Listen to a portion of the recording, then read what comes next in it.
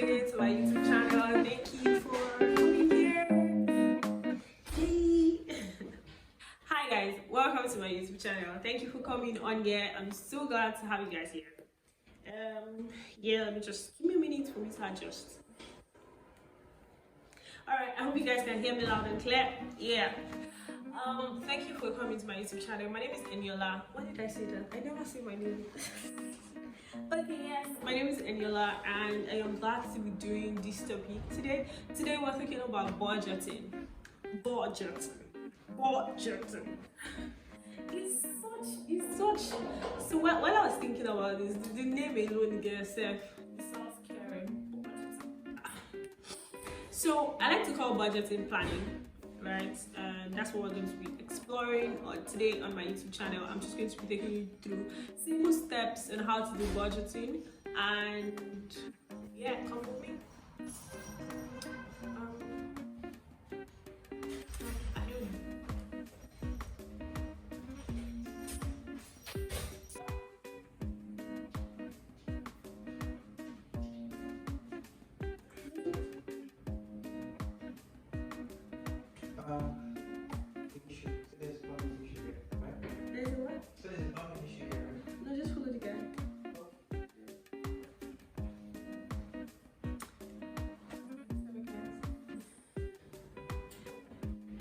I always will say that at the beginning of the year, right, you can do the planning, but if it looks like a whole lot, you can use my templates, right? So basically you just have to, on my templates, you just have to input like your monthly expenses and it automatically just helps you calculate what the yearly expense is. Simple, just the months times 12, right? So if you want to do this on your own, I advise that at the beginning of every year, you kind of have like a budget, like a plan, right? Businesses do it and it's very important for you to do it for your own personal life as well, right? Just basically for you to make a plan. So why should you make a plan? Why should you do budgeting? Why is budgeting important, right? It basically just helps you to be able to stay organized, right, financially. And let me digress a bit. I know that a common question that comes up when we talk about this is, I really don't make so much. I don't have an income. I don't have a job. I don't need to plan, blah, blah, blah. But really, how do you even know what to negotiate as salary when you get your job? It's only when you plan, right? So if you don't plan, you're just planning to fail, really. So I think that's the reason why you should do planning. I really don't think I should do number 1, 2, 3. I don't need to convince you why you should plan, right? Basically, it's just important that you plan. And you can use anything. So if you don't want to use like an Excel sheet, Google sheet, or an app, or anything, right? If you don't want to use any of that, you simply use the notepad on your phone. Every phone typically has a notepad, so you can simply do that and just write like, okay, based off the categories. So if you haven't watched my last video on personal finance, I don't think it's on YouTube. I think it's on YouTube Shorts, and it's also on Instagram. You want to go back and watch my last video on where I explain personal finance, so that you're able to understand the different categories that are supposed to be in your budget book, in your planning book, any which way, right? So for your expense, you should have a table for expense, you should have a table for income, right? So what are the income that you're expecting? What are the expense? So under income, you put something like your paycheck, you put something like your gifts, maybe your allowances from your friends, family. Under expense, you want to put all your expense categories. You want to have a separate category for bills and subscription because they're sort of recurring and you're able to track them when they increases. You want to have a category for protection, for investment, as well as for savings, right, on your planning sheet, right? And then on a month-to-month basis, you then want to track all of this, right, and see which one of them and you know, put like, okay, say for instance, today I spent 5,000 naira. How did I spend? I spent 1,000 naira on transport. I spent 2,000 naira on food. I spent another 1,000 naira on, maybe I gave it as a donation, right? So you want to put it like in your planning sheet, right? So at the end of the week, you're able to see, or at the end of the month, you're able to see if you actually met the goal that you set for yourself at the beginning. Basically, and at the end of the month, by the time you see that you've been able to diligently do that, it sort of gives like this sort of satisfaction. I don't know if it's just me, like just, you know, you're able to see every kobo. I track up to my bank charges. I know if I'm paying the bank too much or the POS charges too much.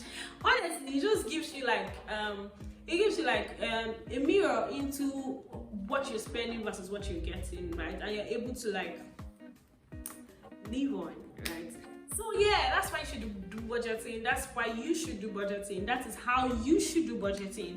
And like I said, if you think it's tedious to do all of this, trust me, by the time your data begins to grow on your notepad or your app, it becomes so much for you to look at, then it becomes tedious, right? You want to check the link on my bio and buy my templates. And trust me, you love it and you're able to give me like awesome feedback on how the result was using templates.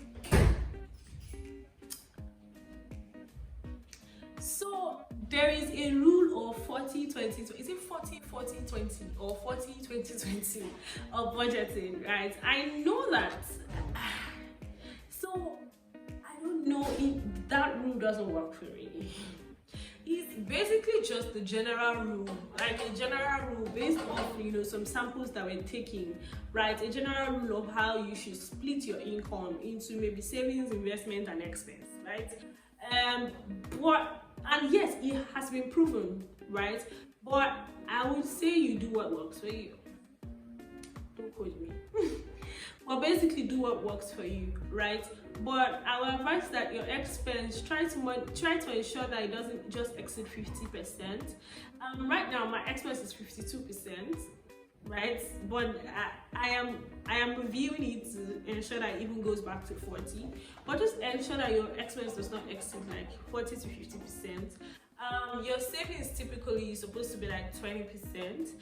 Your debt, like the amount of loan you are paying back, should not exceed 30%, right, max? Right, that way you're not going to get frustrated that you're working and you're just paying back debt. Honestly, that's how I see it, right? And then your investment as well you can give. So if you do 40, 30, 20, 10 for investment, that's 100%. Right, that's a good sharing formula. However, it is actually different on a case-by-case basis. Now, for someone that is typically maybe paying back a student loan, or paying back maybe an house loan or a mortgage loan, the sharing formula is going to be different because, of course, you would have surrendered some of your, your good time money to actually pay back that loan because you used it for assets, which is interesting. So the sharing formula is going to be typically different. So on this call, on this podcast, let's do like an example of someone that's earning 100k and what a typical sharing formula would be, right? I don't know. 100k looks like a small, right? But if properly managed, I feel like it's going to be good. So Titilayo earns 100,000 naira. And that's her only means of income. She sometimes will get gifts from friends and families for 20,000. So that was 120,000. She doesn't pay rent. She lives with her parents. That kind of reduces her costs, so she doesn't have rent.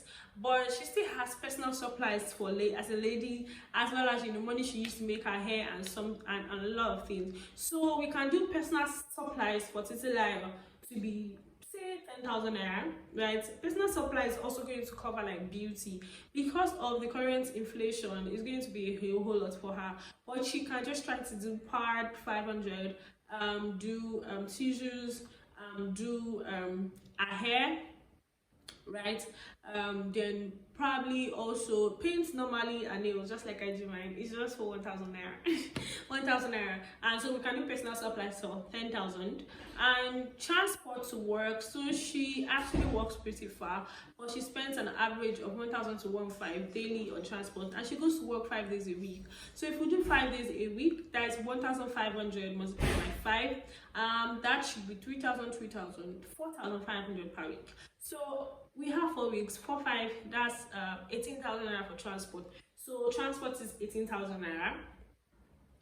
And then I think food, because she's staying with her parents, she doesn't really need to spend so much on food, right, and rent, right? So we can still put maybe times when she goes out and eats out, right? So we can put 15,000 naira because she's eating out, right, for food. So if you do 15,000 for food, so transport, food, personal supplies, that's 40,000 naira, right? And our income is 120,000 naira. Right, so typically that's about 40% actually for expense, right? Under expense, let's think about another category that she might have. Okay, she might want to do gifts and donations as well as tithes. I really don't like to categorize tithes as expense. I put tithes under investment because of course it's an investment, right? But feel free to put it on any category that makes you sleep well at night. Alright, so for tithe is 12,000 naira, right? 10%. So she can put on her expense.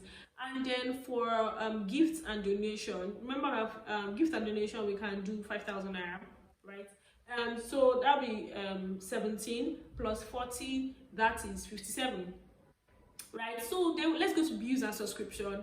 She's going to do data, airtime, and she shares Netflix login with her friend. She does 1-2 for Netflix login, and she gets free music from a guy, so she doesn't have to pay for music, right? So 1-2 for Netflix, and then data subscription, data and airtime rather, 10,000 naira. That's 11,200, right, for bills and subscription.